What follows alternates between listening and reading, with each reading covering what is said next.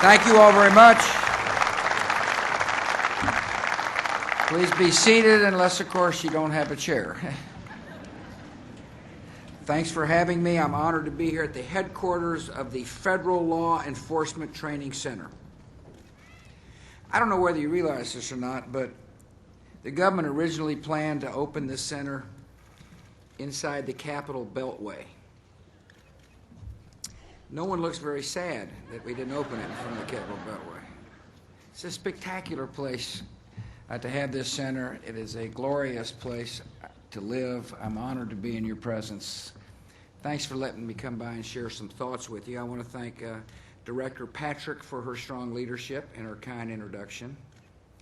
I appreciate very much the tour I have just taken. A lot of our fellow citizens probably don't know what goes on here, but this is a center full of smart, capable instructors who are helping to train men and women who've volunteered to serve our country on the front lines of protecting the homeland. I am grateful to be in your midst. I thank those of you who work here. I thank those of you who are being trained here, and I thank your families as well. We have a mission, a vital mission, and that's to protect our country. And you all are on the front lines of that protection, and it gives me great confidence when I meet you to tell the American people there's a lot of decent souls doing everything they can to provide security for the American people, so thanks. I appreciate the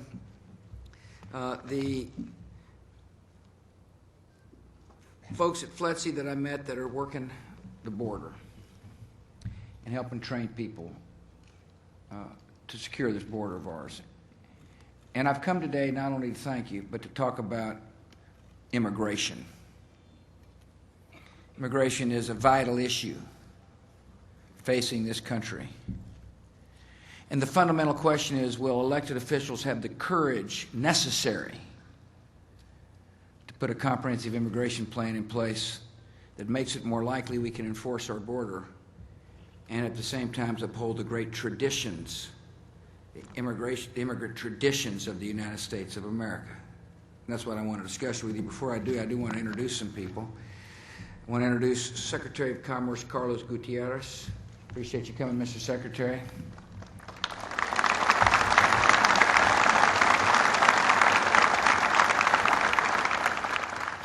Carlos wasn't born here. Okay? He was born in another country, Cuba. And now he sits in the cabinet of the President of the United States. There's something great about a country that welcomes people who uphold our laws and realize the great blessings of America. With us as well as Senator Mel Martinez. He wasn't born in America. He's a senator from Florida. He was born in Cuba. I don't know if you know his story, but his mother and father put him on an airplane to come to the United States of America to be raised by total strangers because they didn't want their son to grow up under a tyrant named Fidel Castro. He used to sit in the cabinet of the President of the United States. Now he sits in the United States Senate. What a wonderful country it is where people can come to live in a country based upon liberty and realize the great blessings of our country. And I want to mention those two men because to me they represent what the immigration debate is all about. Will we be a welcoming place, a place of law that renews our spirit by giving people a chance to succeed? So, Senator, thank you for coming as well.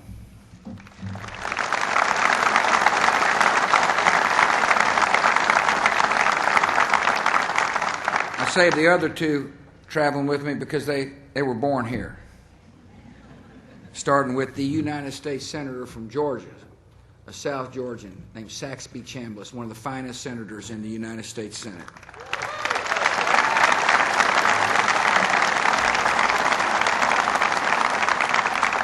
Finally, I asked Secretary Mike Chertoff to leave the bench to become the director of the Department of Homeland Security. It's a big job. It's a job that requires organizing various agencies under one task, and that's to provide protection to the American people. And Secretary Chertoff's doing a fine job. I'm glad he's joined us today. Thanks for coming, Mr. Secretary.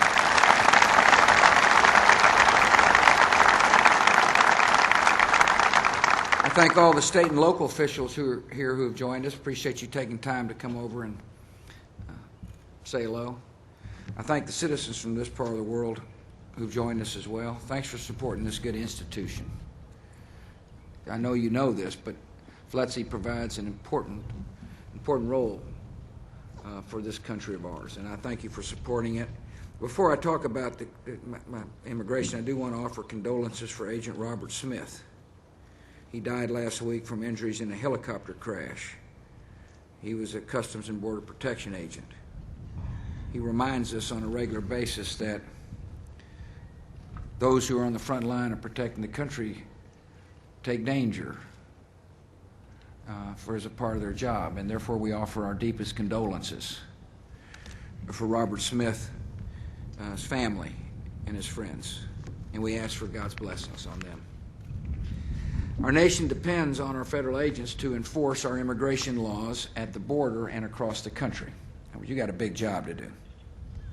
We're counting on you to enforce those laws, and when you graduate from FLETC, you're going to be an important part of that role. That's why you're here. It's to upgrade your skills so you have the capacity to do the job the country expects you to do. You're going to safeguard our ports of entry, you'll investigate workplace immigration violations, and you'll arrest those breaking the law. We're a nation of laws, and we expect people to keep the laws. And if they break the laws, there will be a consequence. This administration of mine is committed to ensuring that our federal agents have the resources you need to carry out your responsibilities. For some of the older hands here, and I'm not going to pick you out of the crowd, I'm sure you will tell some of the younger folks that things have changed significantly over the past years. One way to measure how things have changed is look at the budget. We've doubled the funding for border security since I took office. We now spend $10 billion a year to protect this border. One commitment to the American people that we're serious about helping you do your job is to spend more money on the job. It's a way to measure whether or not we're meeting our words with commitment. And we are. We've used additional money. People say, what are you spending it on? Well, we're expanding the number of Border Patrol agents from about 9,000 to 13,000, and we have expanded it, and by the end of 2008, we're going to have 18,000 agents. We'll have more than doubled the Border Patrol in a relatively quick period of time. We believe the more manpower is on the border, the more likely it is we'll be able to enforce the border, like the American people expect us to do. We're investing in new technology. We're strengthening infrastructure. In other words, we've taken our duty seriously to protect the border of the United States of America. As a matter of fact, we take it so seriously that I asked the governors to put some National Guard troops down there until our Border Patrol agents got trained. And we're beginning to see some results. You know, in this immigration debate, oftentimes people say, well, they're not doing anything to protect the border. Whether it's not, those folks just simply don't know what's going on. You do. The men and women who wear the uniform understands what's going on. There's a focused, concerted effort to enforce our border. As a matter of fact, you can tell when the border is better defended because the number of arrests go down. In other words, when people know there's a consequence to trying to sneak across, there's less likely to be people sneaking across. Arrests have gone down by 27% over the past year in the southern border. That's a sign of progress. It should say to the American people that we're doing what the people expect us to do. The new infrastructure is making a difference. The predators make a difference. The number of Border Patrol agents make a difference. I don't know if any of you spent time out in Artesia, New Mexico, if you're working for the Border Patrol, but I was impressed with boot camp. And they're training these Border Patrol agents to do the hard work that the American people expect them to do. You know, one of the problems we had prior to the administration addressing the problem was we had what happened was called catch and release. So you had your Border Patrol agent working hard, finding somebody trying to sneak into our country illegally. They'd catch them. And then they say, well, you know, look, you need to come back for your hearing. We're going to let you out, but come back for your hearing. Well, the problem was people didn't want to come back for their hearing.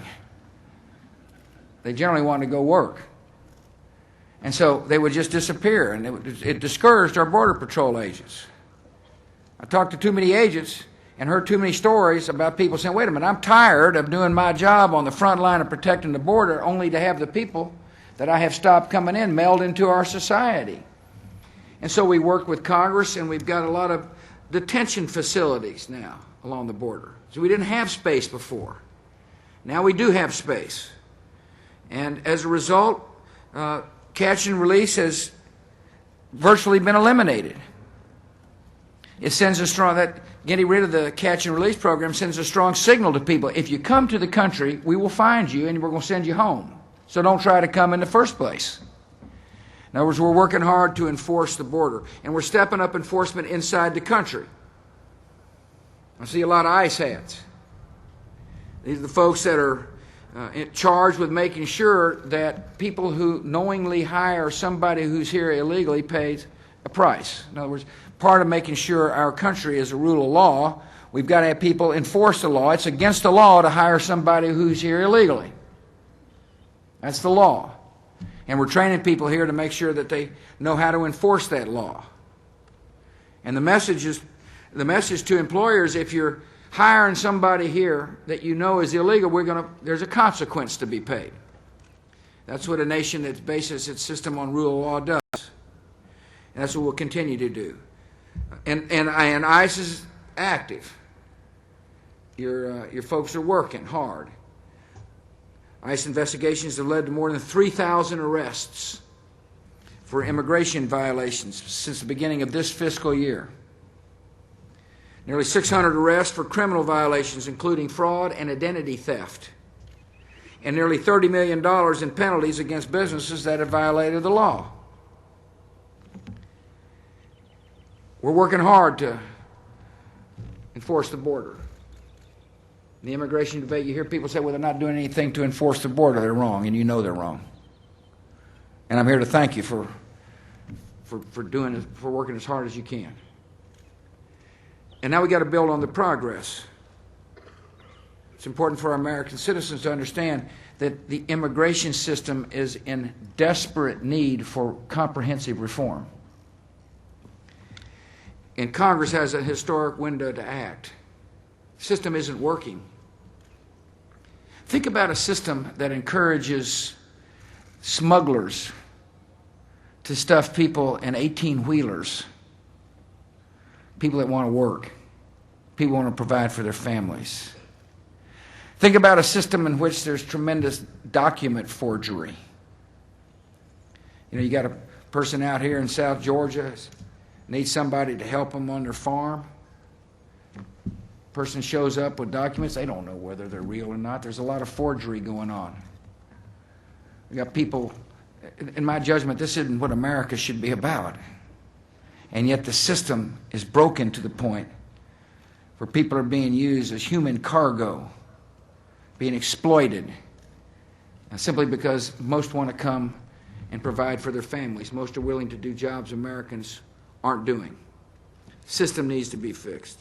I appreciate the Republicans and Democrats in the United States Senate, starting with Saxby Chambliss and Mel Martinez, who put politics aside and put courage first to work on a comprehensive bill. It takes a lot of courage in the face of some of the criticism in the political world to do what's right, not what's comfortable. And what's right is to fix this system now before it's too late. And I thank you, too, for your courage.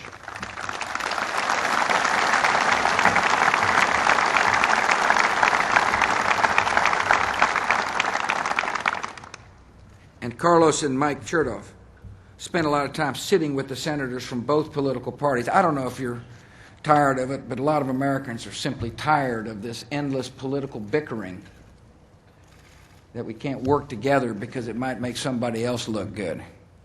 I tried to change the system. It's not working.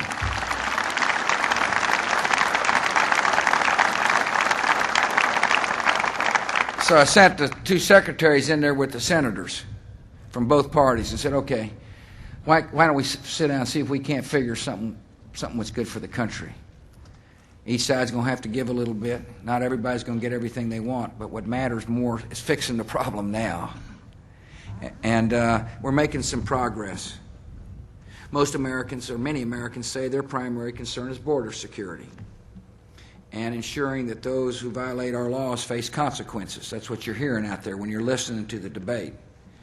Others say their chief concern is keeping this economy strong. There's a lot of employers need a legal way to fill jobs that Americans simply aren't doing. There's a lot of jobs here in Georgia that require, people from willing to do the work that Americans aren't doing. It's just the way it is. You talk to your farmer friends or your nursery friends. I remember the peach grower, Saxby, that you sent over to the White House. He's there saying to me, you got to understand something, Mr. President. My business won't go forward unless I have some of these good people that are willing to work long hours in my peach orchard helping me harvest the crop. So a lot of people in this debate are concerned about getting a bill in place that'll help keep the economy growing. Others say their main concern is to bring hard-working, decent people out of the shadows of our society. All these concerns are part of the same issue. And it's important for American citizens to understand that the legislation now before Congress addresses them all as one. Our view is that you can't solve the problem unless you address all aspects of the problem. We've tried to address immigration reform in the past by talking about only one aspect of immigration reform. To make it work, to address the concerns of the American people, there must be a comprehensive approach. A lot of Americans are skeptical about immigration reform, primarily because they don't think the government can fix the problems. And my answer to the skeptics is, give us a chance to fix the problems in a comprehensive way that enforces our border and treats people with decency and respect. Give us a chance to fix this problem. Don't try to kill this bill before it gets moving. Give us a chance to make it easier for the folks who wear the uniform along our borders to do their job. I believe the bill before Congress learns from the mistakes of the past. It is the best hope for lasting reform. If people are interested in fixing a system that's broken, this bill is the best hope to do so. It answers the long-standing concerns of the American people. It deserves widespread support, and I strongly back it. If you're serious about securing our borders, it makes sense to support legislation that makes enforcement our highest priority, and that's what this bill does. For decades, we have not been in complete control of the borders, and many people have lost faith in our capacity to get control of the borders. I asked them to look at what's taken place over the past years, recent years. I wish they could talk to some of your Border Patrol friends and talk about the advances that have been made and the good work they're doing down there.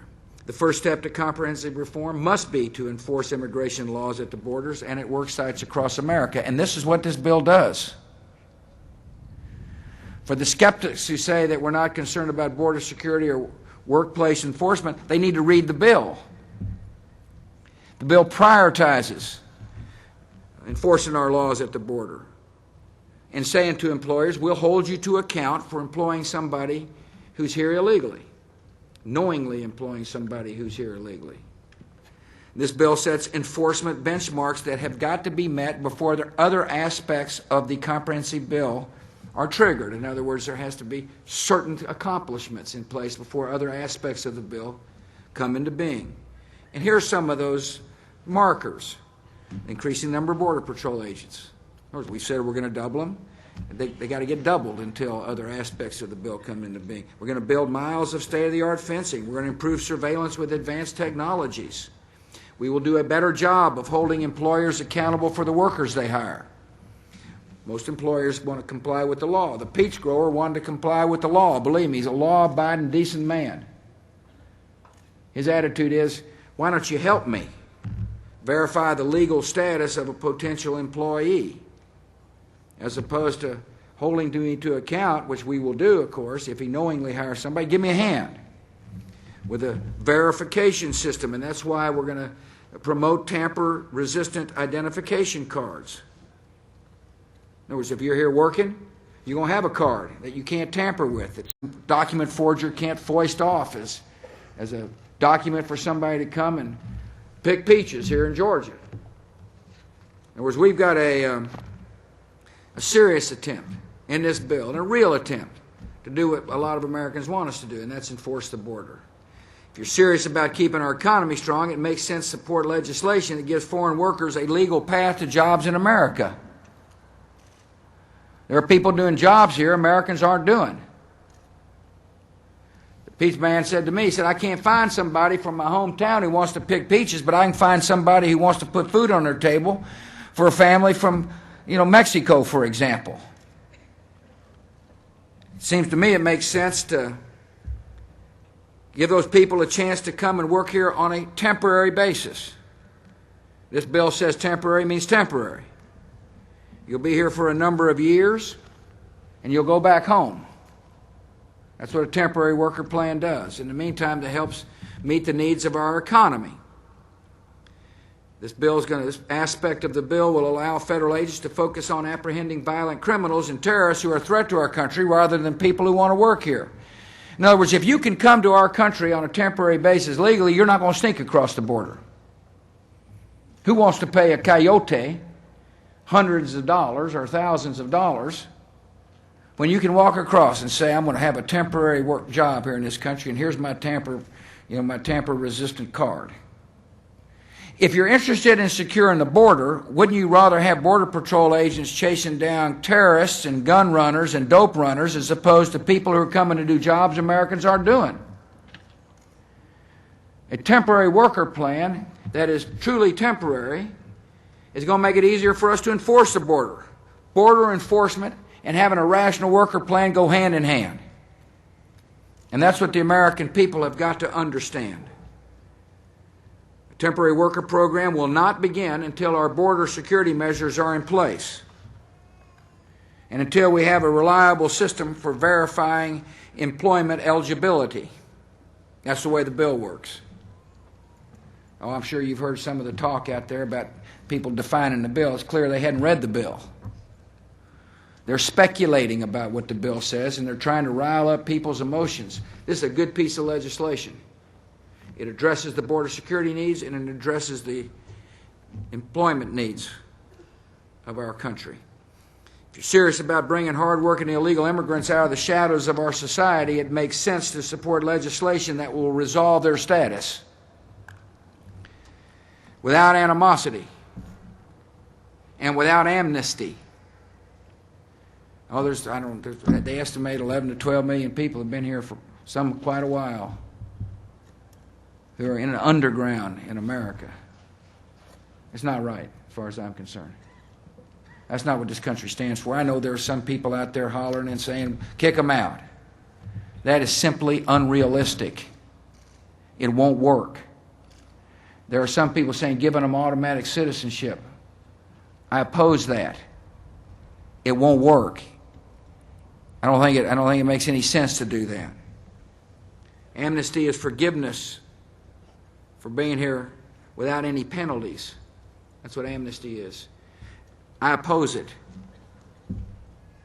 Many of the authors of this bill oppose it. This bill is not an amnesty bill.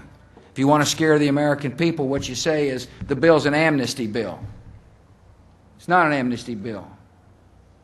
That's empty political rhetoric, trying to frighten our fellow citizens. People in Congress need the courage to go back to their districts and explain exactly what this bill is all about in order to put comprehensive immigration reform in place. Let me explain how it works. Under the bill, those who want to stay in our country who have been here can apply for a Z visa. At some point in time, those who are coming to work will get temporary work visas. Those who have been here already can apply for a Z visa. To receive the visa, illegal workers must admit they violated the law and pay a meaningful penalty, pass a strict background check, hold a job, maintain a clean record, and eventually learn English. That's how it works. It says if you want to be here, here's what you have to do. There is a consequence for having broken the law. As a result of a recent Senate amendment, they have to pay back taxes if they hadn't paid taxes too. You're working hard, you pay taxes. People who have been here in this country ought to pay taxes. That's what it says. The hurdles to citizenship are going to be even higher. In other words, if somebody says, fine, I'll take my Z visa, I'm out of the shadows now, I've got an opportunity to, not hide in America, I'll continue doing the work I'm doing, I'm going to keep my record clean, I'll pay the penalties necessary so I can stay here. That's what it said. But if you want to be a citizen, there's more hurdles. It says the Z visa worker would first have to pay an additional fine. In other words, you have broken the law, and there's a consequence for breaking the law. That's what the bill says. Secondly, you got to return home to file an application for your green card. If you want to be a citizen, you pay a fine, you touch base home to apply for a green card, and then you take your place behind those who played by the rules and have been waiting in line patiently to become a citizen. It's a good bill. It recognizes that we've got to treat people with respect, and it also recognizes we're a nation of law. And as we go forward, the legislation creates a new system for admitting new immigrants to our country. People who want to come here legally. The system's going to reward applicants based upon skills and education in addition to family ties, so we can ensure America continues to have the world's most talented workforce. This legislation is also going to help newcomers assimilate into our society. One of the great, aspects of American society is people have been able to assimilate. I was at the Coast Guard Academy the other day and giving a speech there, and the president of the class, Latino, talked with great pride in his voice about the fact that his grandfather was a migrant to the United States of America, and here he is addressing the Coast Guard Academy. I think it speaks volumes about the great promise of America. One of the reasons why is because his family assimilated into our society and into our culture. The key to unlocking the full promise of America is the ability to speak English. That's the language of our country. If you can speak English in this country and work hard and have dreams, you can make it. That's a great story of America. I believe it's true today like it was true yesterday as well. We expect opportunities to help. We will expand opportunities to help new immigrants learn the language, learn about the ideals that make us a wonderful country.